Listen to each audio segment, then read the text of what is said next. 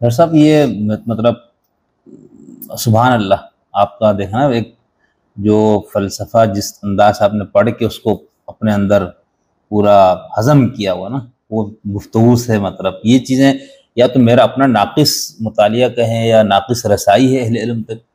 اتنا فلسفے کے بھی اساتذہ یا جو مذہب کے اندر ہی بیٹھ کے جو فلسفیانہ تعقل کی باتیں ہیں، تو مجھے ان میں یہ چیز طرح کلیئر کیوں مدیان، یعنی ہو سکتا ہے میری اپنی نااہلی ہو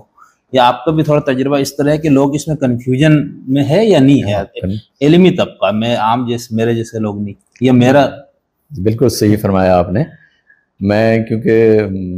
مدرسے کی دنیا سے جیسے آپ آئے ہیں میں بھی ادھر سے آیا ہوں، اس لیے بے شمار لوگوں نے جو فنڈامنٹل کنفیوژن ہے اس کو قائم رکھتے ہوئے اپنی پوری فکری بنیادیں کھڑی کی ہیں. نہیں تو ان کو خود واضح نہیں تھا یہ کنفرملی نہیں، بالکل نہیں. دیکھیں مطلب بعض چیزیں ایسے شعوری اور غیر شعوری طور پر کچھ چیزوں کو ہم قبول کر لیتے ہیں، زیادہ تر غیر شعوری ہوتی ہیں، زیادہ تر غیر شعوری ہوتی ہیں. مطلب مذہب کی دنیا میں تو یہ اس طرح غیر معمولی حد تک یہ چیزیں آ جاتی ہیں جس کی کوئی انتہا نہیں. لیکن بد نصیبی یہ ہے کہ جو فلسفے کا طالب علم ہوتا ہے وہ بھی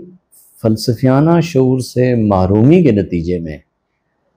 وہ مخترعات اور مبدعات کے فرق کو نہیں سمجھتا. ٹھیک دیکھیں ماخوذات تو یہ ہے نا کہ میں خارج سے جو چیزیں آ رہی ہیں میں ان کو اخذ کر رہا ہوں اور ان سے میں اپنا ایک ذہنی تصور بنا رہا ہوں. جتنی ماخوذات ہیں میرے ظاہر مجھے خارج سے آنی ہے، میں نے سینسس سے لینی ہے. مخترعات ایسی ہیں جنہیں میں نے خود گھڑنا ہے، مبدعات وہ ہیں جنہیں میں نے گھڑنا نہیں ہے بلکہ ان کا میں نے جا کے ادراک کرنا ہے. تو صحیح صورتحال یہ ہے کہ ہمارے ہاں بڑے سے بڑا ذہن بھی ماخوذات سے ماورا نہیں ہوتا، اور مخترعات میں وہ قدم رکھتا ہے تو اسے نہیں پتہ ہوتا کہ اس نے اپنی فکری صلاحیتوں کو جس بنیاد پر کھڑا کیا ہوا ہے اس کی اساس کیا ہے. ایک بہت بڑا مسئلہ ہے، بہت بڑا مسئلہ ہے یہ.